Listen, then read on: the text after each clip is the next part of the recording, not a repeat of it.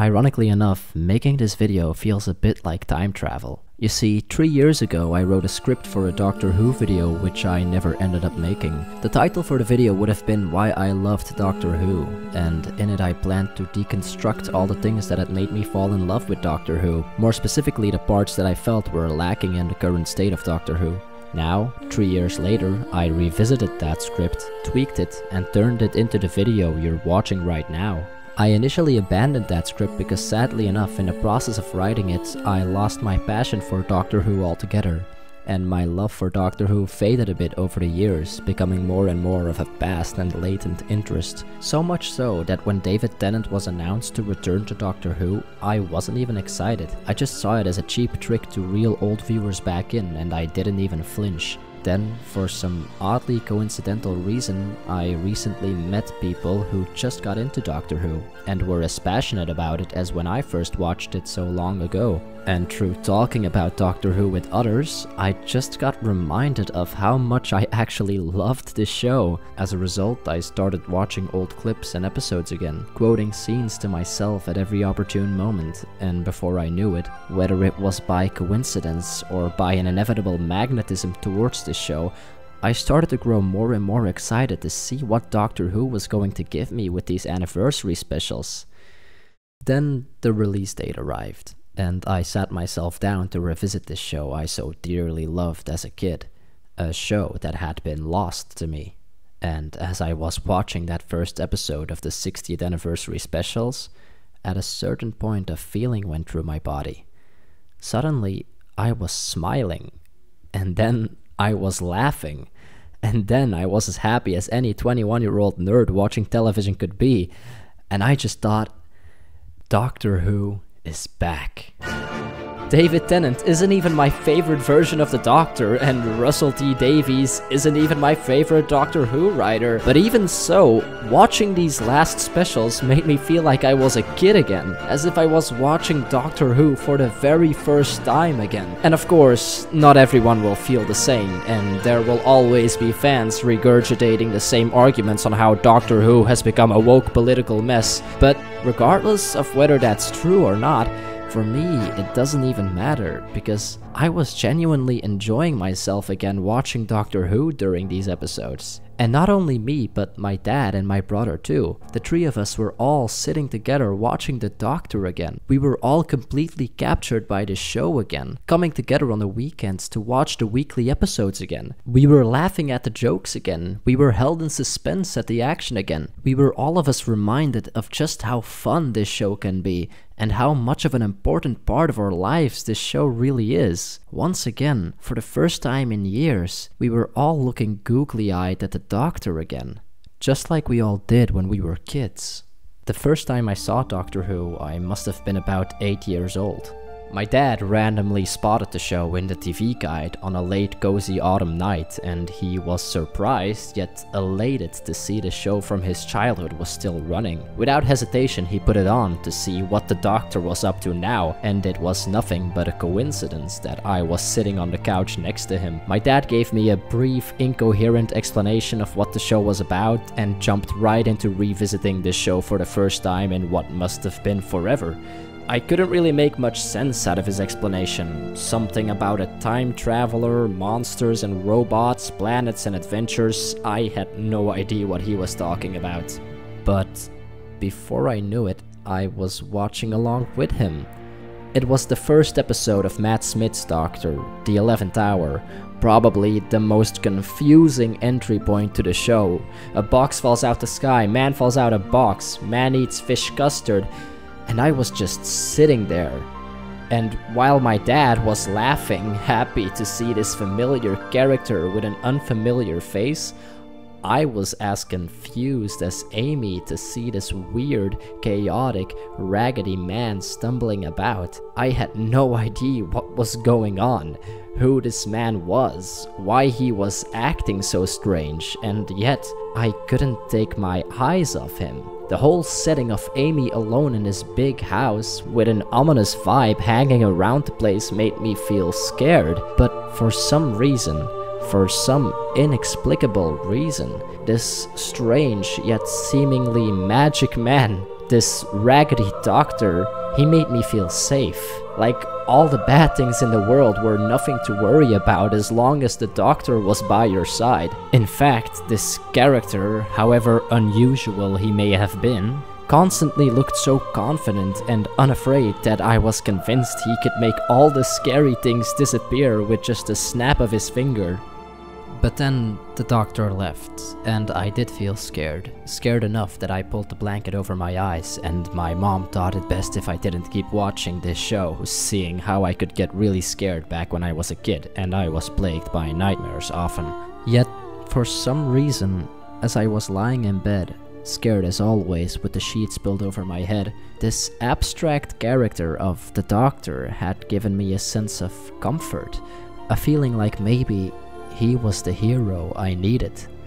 The following morning, my dad told me I absolutely had to watch the rest of the episode, which was the perfect excuse, or rather motivation, to ignore my scared feelings and go to see this raggedy doctor again. And so I watched the rest of the episode, and not only was it not nearly as scary as I pictured it to be, but this doctor character felt more and more enchanting and reassuring as the episode progressed. A hero who could beat the bad guys with nothing but words. It seemed an unstoppable character, a magic man. And when he called back the evil aliens who were about to burn the earth, just to then scare them away forever by saying nothing but, "Hello, I'm the doctor.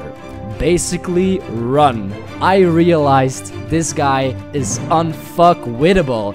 And even now, when I rewatch episodes or clips from my favorite doctor, I get reminded of how I felt watching him all those years ago. And actually, I think that's exactly what Doctor Who is.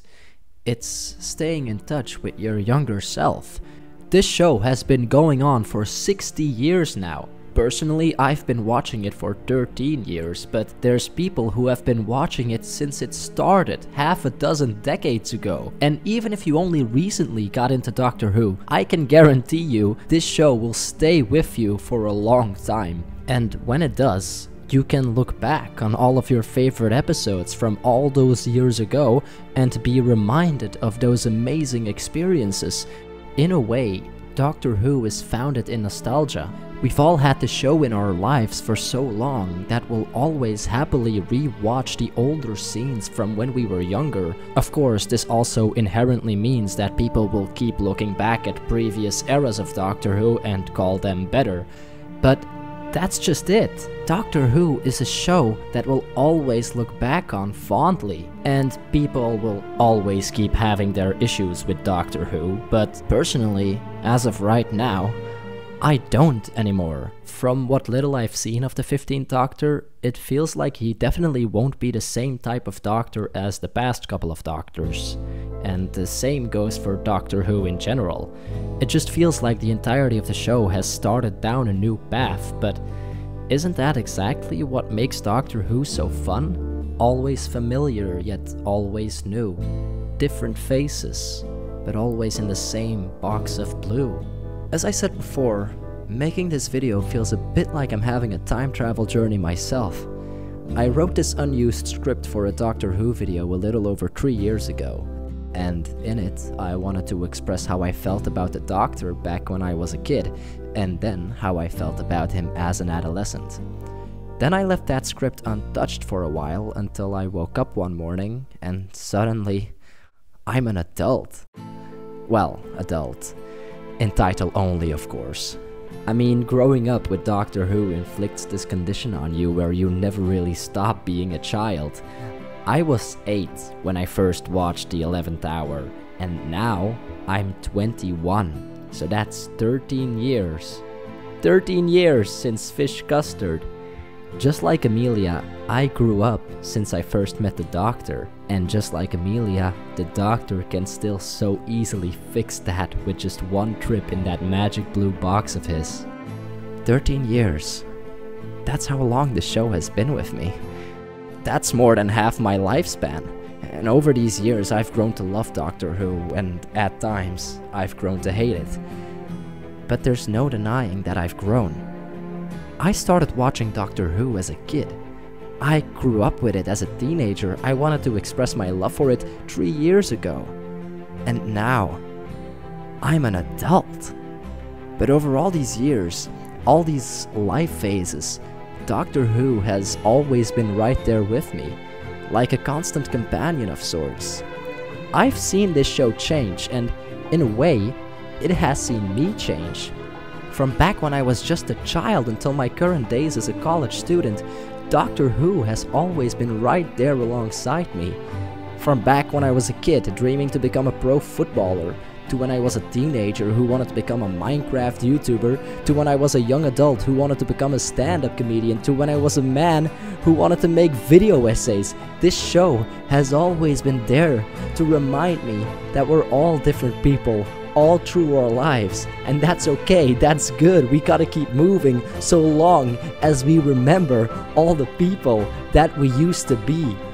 Doctor Who taught me lessons at the most crucial points in my life. Lessons that I'll always remember. To become this emotionally attached to a show alone would take hundreds of episodes. Oh, years and years, but don't worry. I started a very long time ago.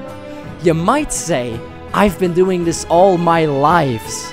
Doctor Who has always been an integral part of my life, and it always will be an integral part of my life. It helped shape me into the person I am today. And now I realize it'll never leave me. Doctor Who changes. The Doctor changes. And we change along with him. Along with them. But there is one thing that'll always remain the same. No matter how far we might drift from the Doctor. No matter how far they might drift from us. The Doctor always comes back. It might take years. It might even take decades. But this show, this character, always manages to find us again. The Doctor will always stay with us. They're a part of us. Even if you're someone that hates the show now or hated previous eras of the show. Even if you only liked Doctor Who for one season. Even you have a Doctor that speaks to you. That speaks to the person you want to be. And we will never forget them. The adventures they took us on, the experiences we shared, the things they made us feel. Even if we grow up, even if we don't, the Doctor will always be a part of us. Forever, eternally. But that begs the question, how many seconds in eternity? The Shepherd's Boy says, there's this show of over 800 episodes. It takes an hour to find the episodes and an hour to watch one. And every couple years, fans will get into a phase where they watch or re-watch old and new episodes alike.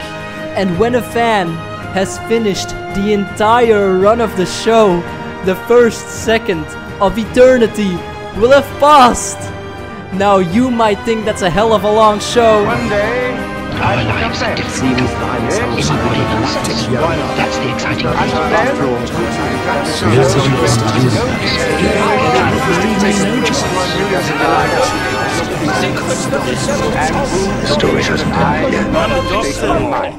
Personally, I think that's a hell of a fan base.